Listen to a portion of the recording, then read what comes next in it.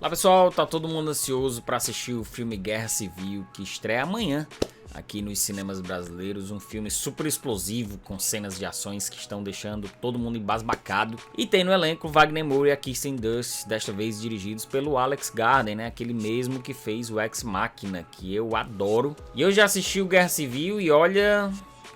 eu vou tentar dar conta de analisar o filme sem spoilers, mas com base nas possibilidades políticas que contornam o drama central do filme. Ou seja, nós vamos pensar se o que acontece no filme, uma segunda guerra civil norte-americana, é possível, e também algumas coisas que ficaram faltando. Para isso eu vou me valer da leitura recente que eu fiz do livro Como as Guerras Civis Começam, da cientista política, professora e especialista em relações internacionais da Universidade da Califórnia, Barbara F. Walter. Lembrando que o filme não é baseado nesse livro, eu tomo com base para fazer esse vídeo, porque esse livro, lançado, sei lá, há poucos anos, ele está muito atual, muito acessível e é uma autora também muito respeitada no tema. Então nesse vídeo vamos tentar organizar algumas indagações, respirar fundo para ver se a gente consegue pensar que se o filme faz uma boa representação desse futuro que nos avizinha. Será que estamos prestes a ter a tão celebrada e propagandeada democracia norte-americana em ruínas realmente? Ou será que guerras civis fazem parte de um passado e em pleno século XXI nós temos a panaceia das democracias liberais para proteger nossas sociedades de conflitos como esses? Vamos lá?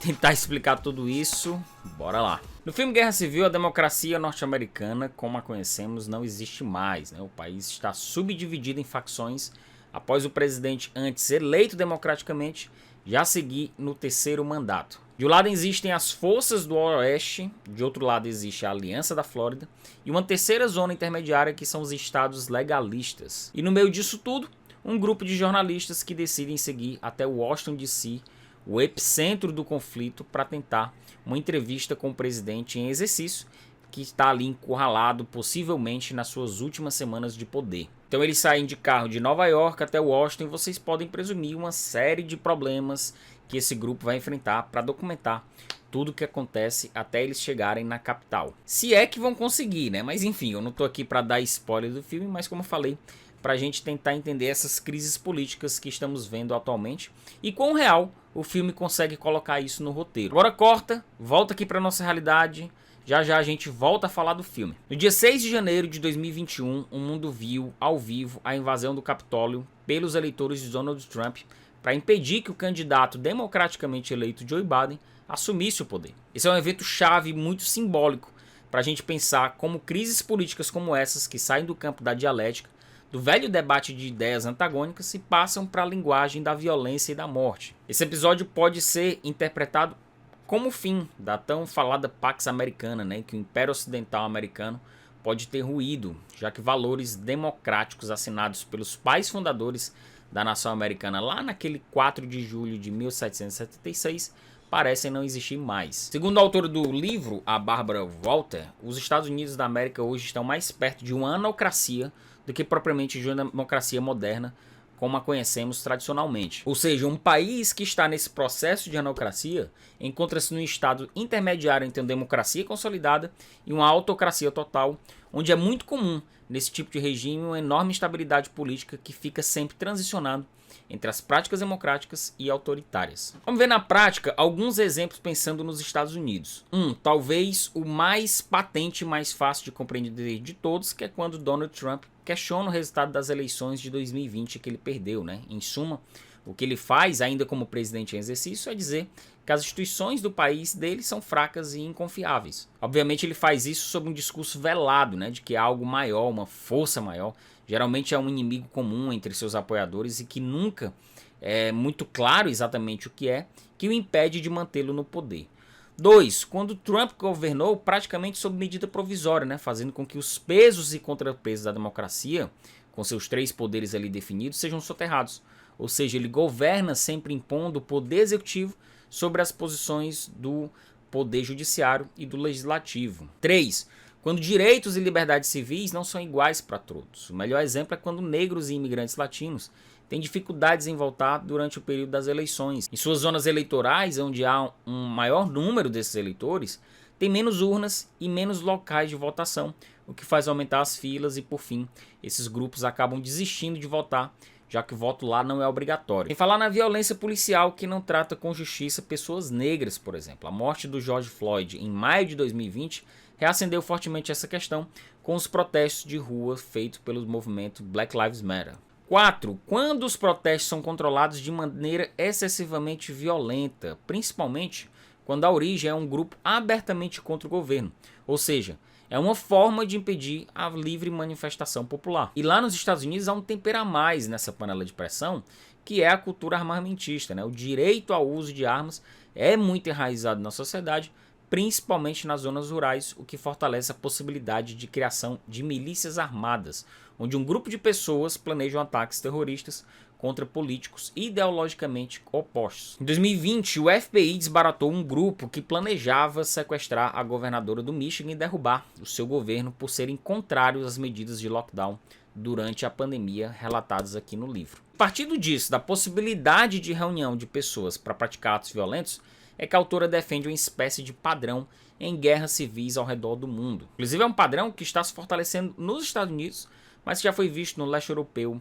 em Ruanda, no Timor-Leste, no Iraque e em várias outras partes do mundo ao longo do século XX e também do século XXI. Um padrão que reforça dois conceitos de faccionalização da política e de genocídio. A faccionalização política hoje em dia ela está muito menos ligada às questões étnicas ou religiosas e mais relacionadas com a identidade. Uma elite política e ou financeira converge para criar um grupo ideologicamente alinhado através de partidos políticos, no caso dos Estados Unidos, republicano, né? Para escamotear pautas necessariamente mais urgentes para o dia a dia das pessoas. E qual o benefício disso, né? Ora, pautar a política e seus partidários somente através de símbolos, de palavras de ordem, reforçar uma pauta fortemente ligada à identidade, lemas como Make America Great Again e coisas do tipo. A retórica é criada para distinguir as pessoas dessa facção com o restante da sociedade, né?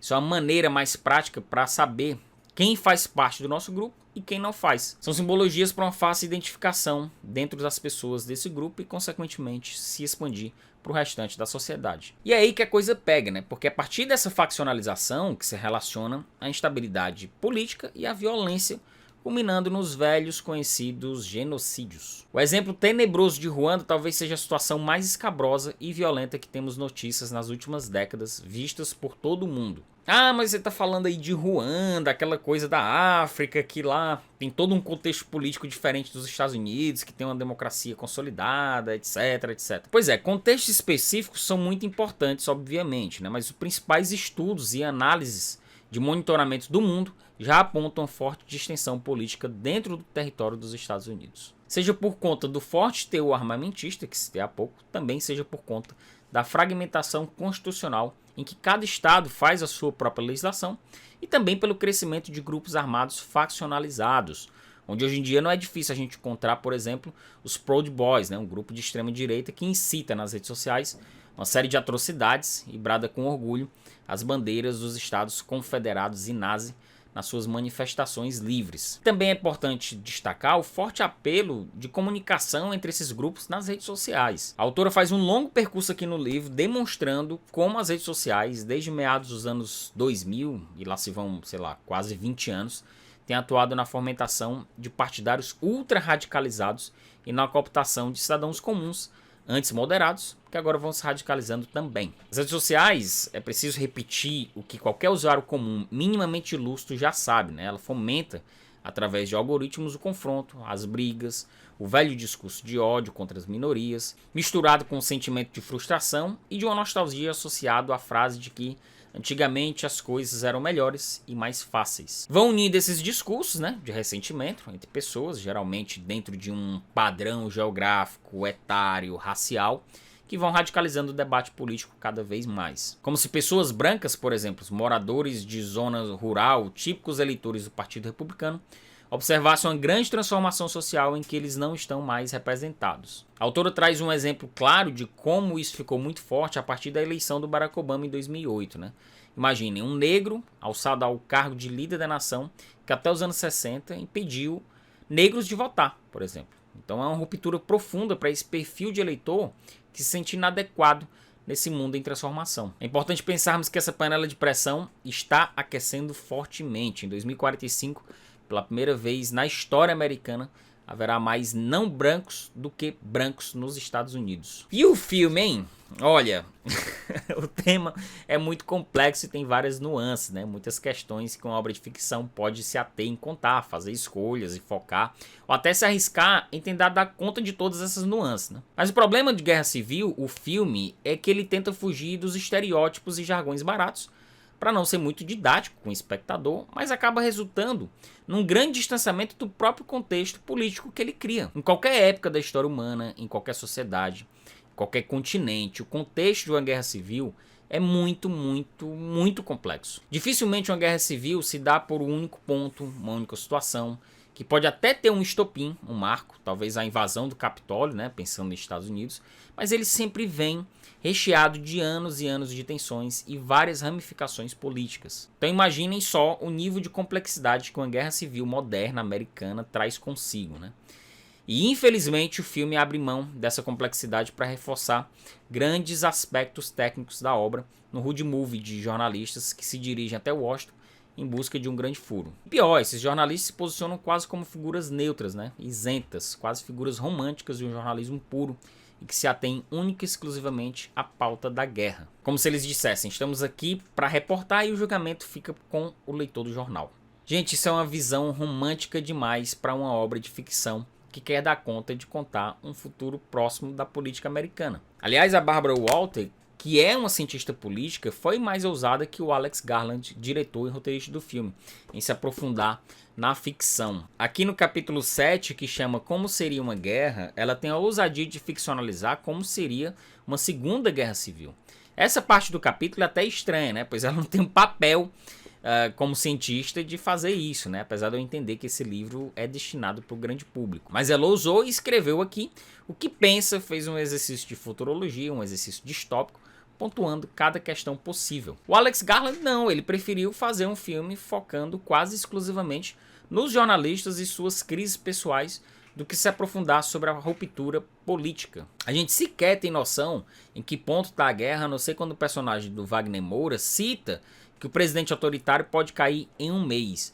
Mas ele diz isso numa construção de cena logo no início, na apresentação das personagens, que sequer dá para saber se aquilo que ele está falando tem serventia para o restante da trama. Eu adoro o jornalismo de guerra, aliás, tem um vídeo só indicando livros sobre o tema, você pode conferir depois. Eu adoro fotojornalismo, adoro acompanhar jornalistas nas redes sociais que estão cobrindo guerras em loco. E é aí que o filme acaba me ganhando, né? Por esse lado, essa exuberância técnica, as cenas de ações grandiosas. É muito bom e muito bem feito acompanhar essas cenas através das lentes das jornalistas que se arriscam para registrar o instante certo, né? O exato momento em que a câmera faz o clique. Mas do ponto de vista de miolo, de motivação, de questões, de conflito dramatúrgico para trocar uma ideia de guerra civil, a profundidade política que o tema exige, ficou faltando muita coisa, infelizmente. Bem, eu tô fazendo um recorte aqui do livro, né? Um recorte do livro e do filme, mas a Barbara Walter se aprofunda muito mais sobre essas questões e analisa que os Estados Unidos não estão tão perto assim de uma guerra civil quanto a nossa sensação pode supor se levarmos em consideração uma guerra civil clássica, né? Mas também nunca estiveram tão próximos. O nível de radicalização, de faccionalismo político e crescimento de milícias digitais e paramilitares estão cada vez maiores. Os analistas projetam que uma guerra civil hoje em território americano seria muito mais aos moldes de guerrilhas armadas, urbanas, né? Pequenos grupos, que propriamente grandes batalhas militares como vistas em outros tempos. A autora destrincha com cuidado esses pontos, apesar de derrapar com declarações de que a CIA monitora guerras civis em todo o mundo apenas para cuidar das democracias em outros países e coisas do tipo. A gente sabe bem que não é isso, né? Ela dá umas derrapadas desse tipo de vez em quando, afinal, americana, né? Mas ela pontua bons alertas para um país impregnado de armas, né? Milícias legais e leis de porte ostensivo em que políticos e cidadãos têm boas razões para se sentir com medo. Detalhe, ela faz um panorama em vários países na Europa, na América Central, nos Estados Unidos, na Ásia e aqui também no Brasil, mesmo que seja só passando por cima dos principais temas. E faz o alerta principal, né, que o tempo está passando e passando rápido quanto à ascensão de grupos políticos e milicianos. Enfim, vamos observar. Agora eu quero conversar com vocês aqui na aba de comentários sobre o que falamos aqui no vídeo de hoje. Me conta se você está ansioso para ver o filme, se surgiu o interesse de ler o livro, se você já conhecia as duas obras, enfim. Me conta aqui e aproveita para se inscrever no canal, se ainda não for inscrito. Agradeço demais a atenção de vocês até aqui. É isso aí. Valeu!